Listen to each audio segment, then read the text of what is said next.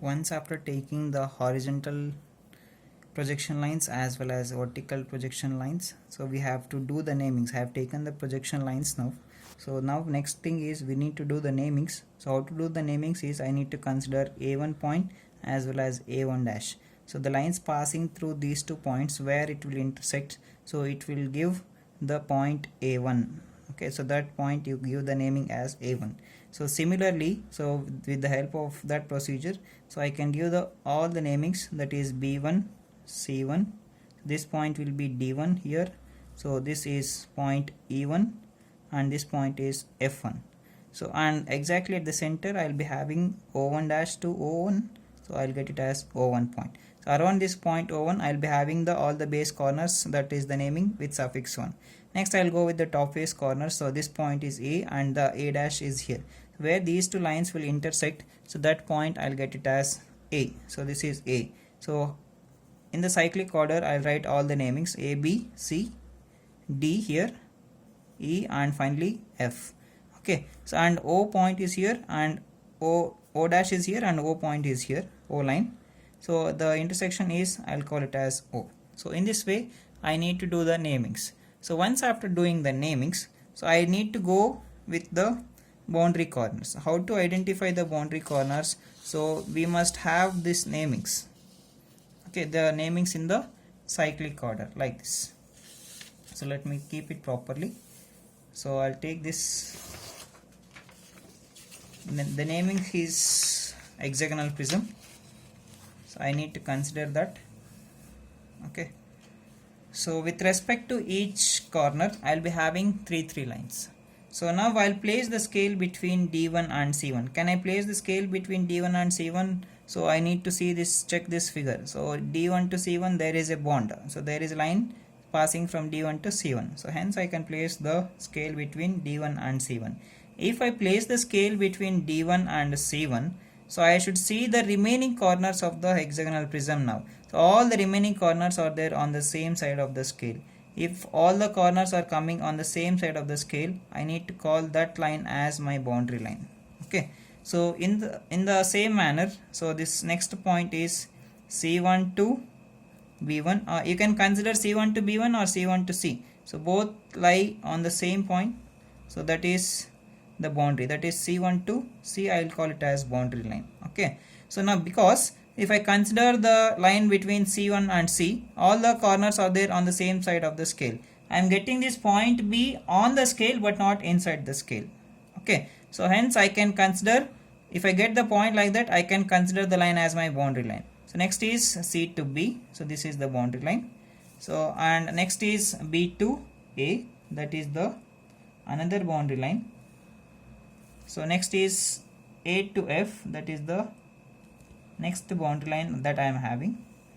So in the same manner, if I draw all the boundary lines, so we will get the closed loop. We will get the closed loop.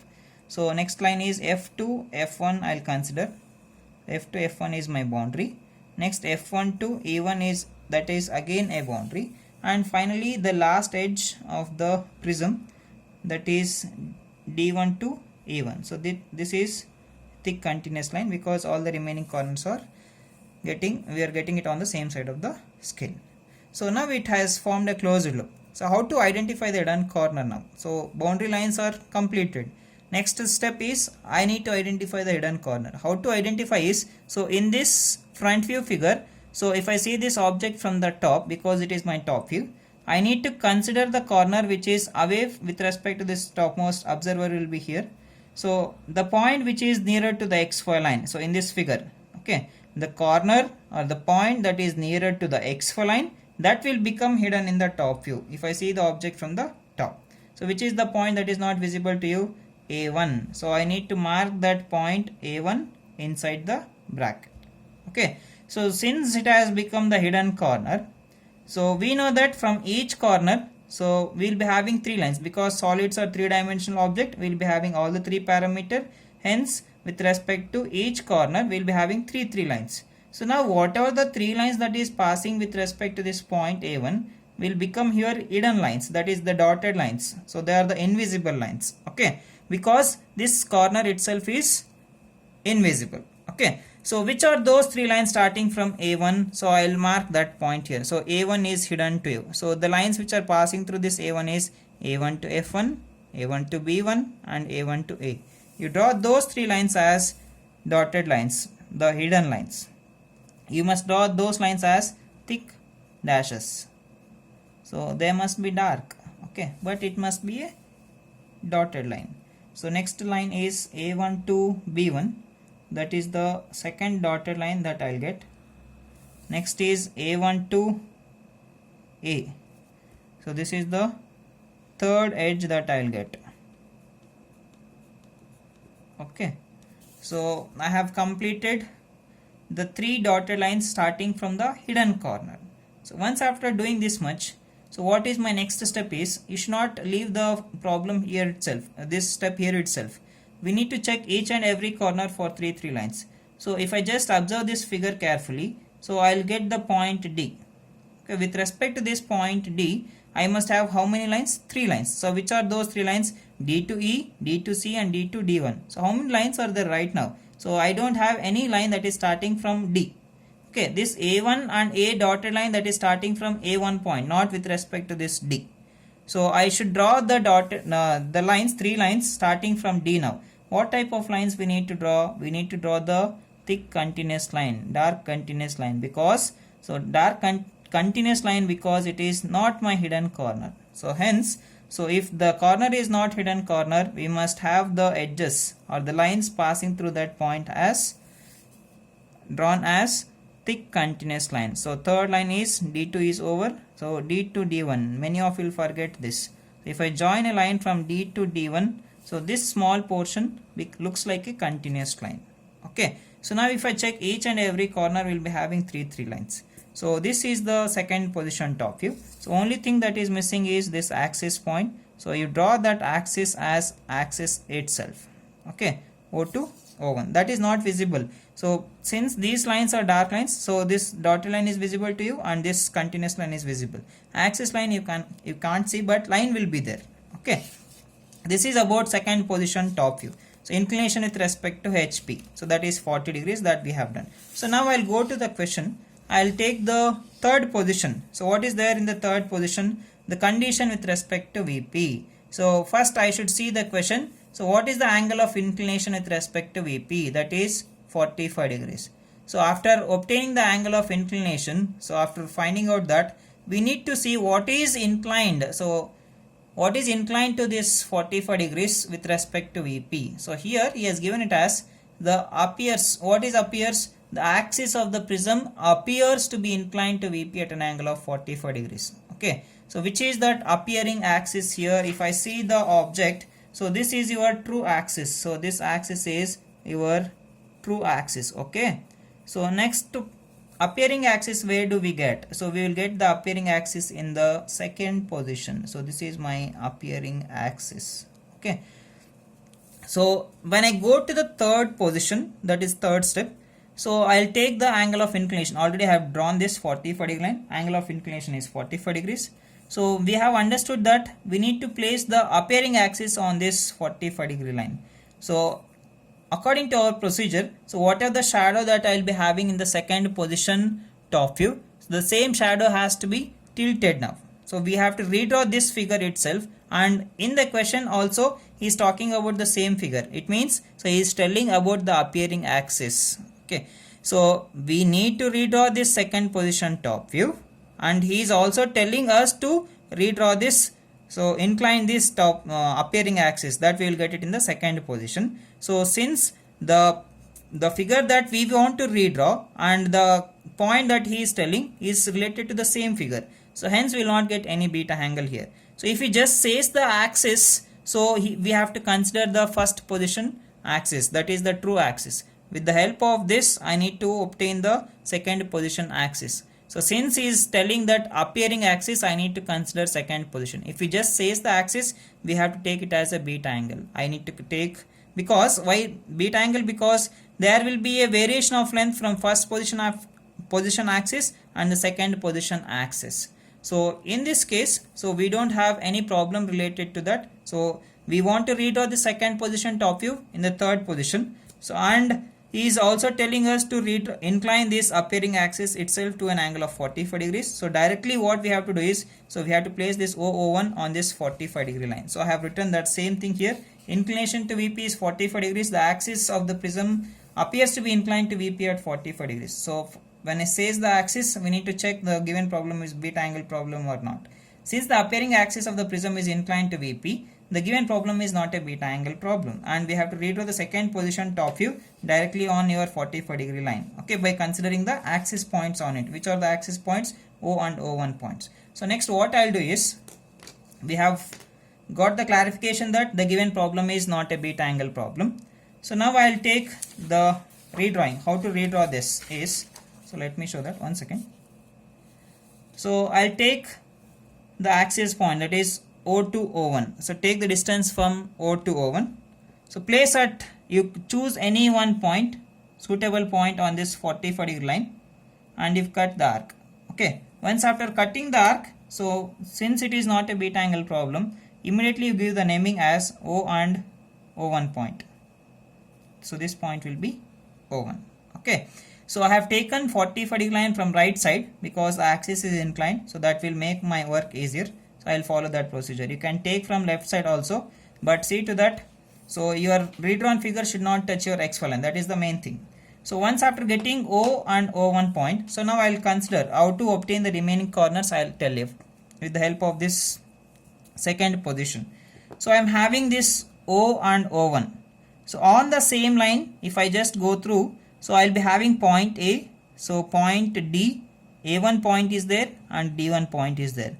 So where? So on this axis line itself, if I extend the axis line, I'll get those points. So I'll obtain all these corners. So these four corners on the same line, that is 45 degree line itself now. Okay. So what about the remaining corners? E1, C1 is there on the same single line. F1, B1 is there on the same single line. EC is there on the same line. FB is also there on the same line. So these lines, vertical lines, are intersecting this axis line, the extension of the axis lines at some points. So if I just go through along this axis line, so starting we are having point D1. So wherever you don't have the namings, so you give the numbers. So this point is 1 because I don't have any corner here. So after 1 I will be having O1. So next you don't have the name, so you call it as 2. So next I am having A1 name already. So next is D. So next point is 3. So O is there. So next after O will get 4. So after 4 you will get the point A. So now what I'll do is, after doing the namings like this, you obtain all these points along this 45 degree line itself by taking the suitable distance from O1. You choose the point O1, take the distance from O1 to D1. Take the distance from O1 to D1. So place at O1, you've cut the arc. Okay, you've cut the arc. So and you call this point as D1. So by using the same procedure, I'll obtain all the corners now. D1, 1, O1, 2, so A1, D, 3, O, 4 and point A on this 45 degree line. So let me take the dimensions and cut the arc now. We have got all the corners here on this 45 degree line. So now, so these four corners are there perpendicular with respect to this axis line, which are those E1, C1, F1, B1, EC and FB. So now I should draw perpendicular lines with respect to which points, that points are 1, 2, 3 and 4. So take your protractor. So place your protractor along this 45 degree line at point 1. Okay. And you draw 90 degree. You draw one 90 degree point here. So I'll get 1 point like this. So next is you place your protractor at 2. So place your protractor at 2. So and you mark one more 90 degree point. So next you place your protractor at 3 along that 45 degree line. Okay, and you mark one more 90 degree point. So that point I'll get it here. So similarly you place your protractor along that 45 degree line at point 4 and you obtain 90 degree point. So with respect to this 4 90 degree points, what I need to do is I need to draw the thin lines passing through this 90 degree points as well as point 1, 2, 3, 4 respectively. You draw 4 lines now. Okay, passing through this first line. This is the second line. This is my third line. And this is my fourth line. You extend little bit on either sides. Okay, like this. So once after getting the 4 lines, perpendicular lines, so we know that the distances, so we need to take the distances from 1 to A1. So it will be same from 1 to C1, and it will be same throughout from point 2, 3 as well as 4. So I'll obtain the arcs now. So I'll cut the arcs from 1 and I'll cut the arc on either sides like this. So with respect to point 2 also I'll obtain the arcs. Okay, so if I cut the arcs like this, I have marked the points, I'll give the namings directly. So I'll get the point E1 here. So this is the point E1. So this point is F1. So this point is E, and I'll get point F here.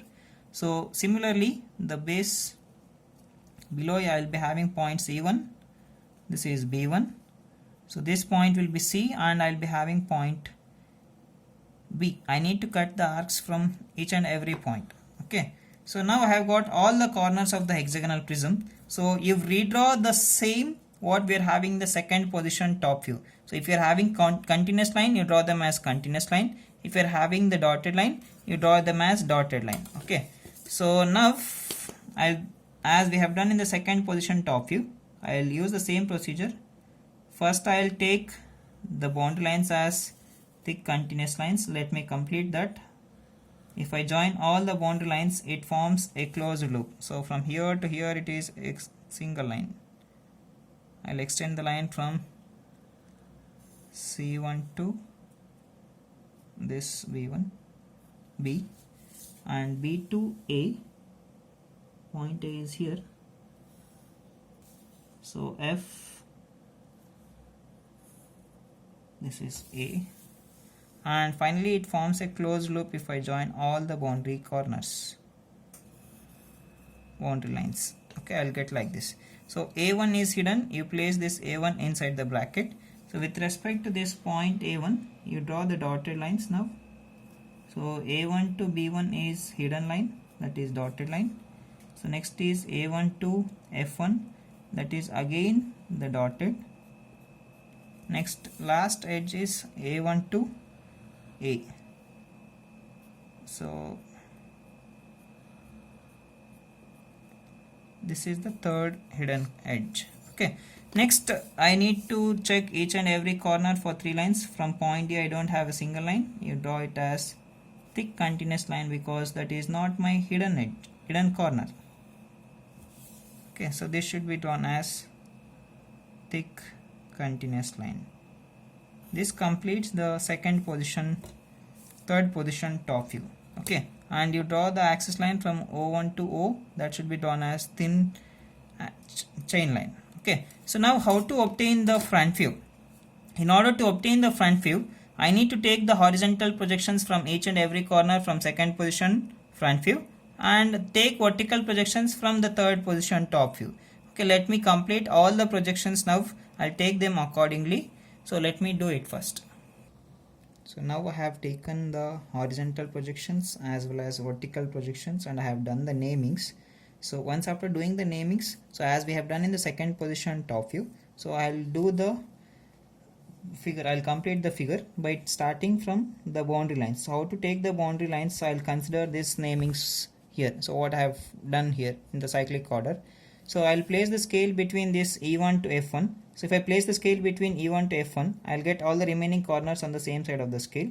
So hence this is my boundary line. So E1 dash to F1 dash. So next I'll place the scale between F1 to A1. So this is again the boundary line. So F1 dash to A1 dash. So this is the next boundary line that I'll consider. So next is, so I should check now whether I should place the scale between A1 to A dash or A1 dash to B1 dash. So if I place the scale between A1 dash to B1 dash, so A1 dash to A dash, what happens is, so I'll get this B dash and B1 dash outside and the remaining corners inside. So hence this is not my boundary line, which is that A dash to A1 dash is not my boundary line. So slowly what I'll do is, I'll place the scale between A dash to A1 dash to B1 dash. So if I place the scale between A1 dash to B1 dash, so I'll get all the remaining corners on the same side of the scale. So hence that is my boundary line. So in such a way, we have to identify the boundary lines. So next boundary line is B1 dash to B dash. So next is B dash to C dash is my next boundary line. Okay, join all the boundary lines with thick continuous line. Next is C dash to D dash. So once after getting this, so I will place the scale between D dash to E dash. If I place the scale between D dash to E dash, what happens is, so I'll get the point D1 dash outside. You just observe. If I place the scale between D dash to D1 dash, is it possible? So no, I'll get this point E1 dash little bit outside. So hence that is not my boundary line. So what I'll do is I'll tilt this slowly. I'll place the scale between D dash to E dash point. Okay, now this line is my boundary line, which is that. So if I draw a line from D dash to E dash, so see to that all the remaining corners are inside the scale. Naming is there outside, but corner is inside this figure. Okay, the scale. Next E.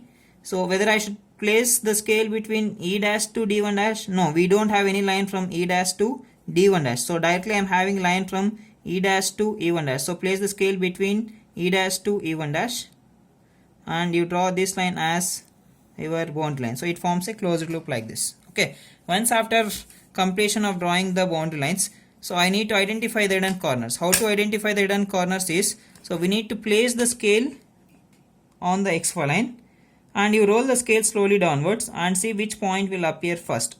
We need to consider the three nearest corners. So if the corner is coming inside the boundary, you consider it as hidden corner. So first point that will expose is F in the top view. So where is that point F in the front view? It is lying inside the boundary. So hence that should become your hidden corner. So next, if I roll the scale slowly downwards, which point will appear next? Point A. So point A is on the boundary or inside the boundary. So it is little bit inside. So this point is also an hidden corner. Okay, next is point E. So where is point E? E is there on the boundary or inside the boundary here? So E is there on the boundary. Hence it is not my hidden corner. So I have checked the 3 points now. So now with respect to this point hidden corners, so among these three, so F and A, we have got it as hidden corners. So with respect to the hidden corners, I need to draw lines, so which will become your dotted lines. Okay, so what I'll do now, I'll draw the dotted line starting from F dash to F1 dash. So that should become your dotted line. So next is F dash to E dash. So F dash to E dash is the dotted line. So next is F dash to A dash. So that is the third line that is starting from F dash. So next is A dash is also a hidden corner. You draw 3 lines starting from point A dash as dotted lines. So already one line is there. So the remaining 2 lines I need to draw it as dotted lines. So which is that third line? So A dash to B dash.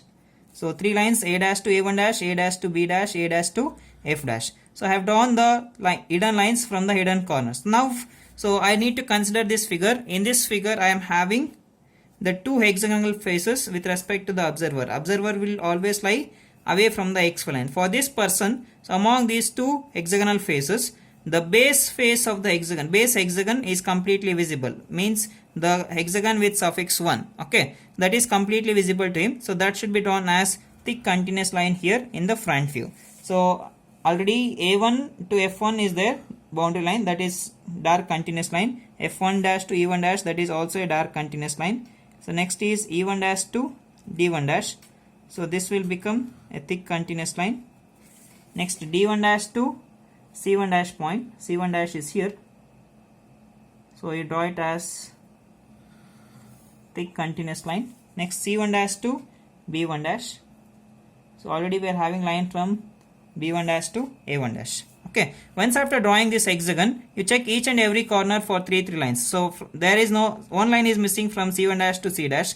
So you draw that line as thick continuous line. Okay, that should be drawn as thick continuous line. So one more line that is missing is D dash to D1 dash. So that should be drawn as thick continuous line. Please don't forget this last lines, visible lines.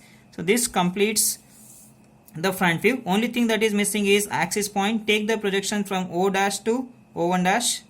So O1 to O1 dash. So I'll get the point here. Next similarly O to O dash point. So these lines will intersect at this particular point. So after obtaining that O dash as well as O1 dash, you join them with the help of the axis line. So that line should be drawn as thin chain line. So now this completes the solution for problem number 11. Okay. So thank you one and all.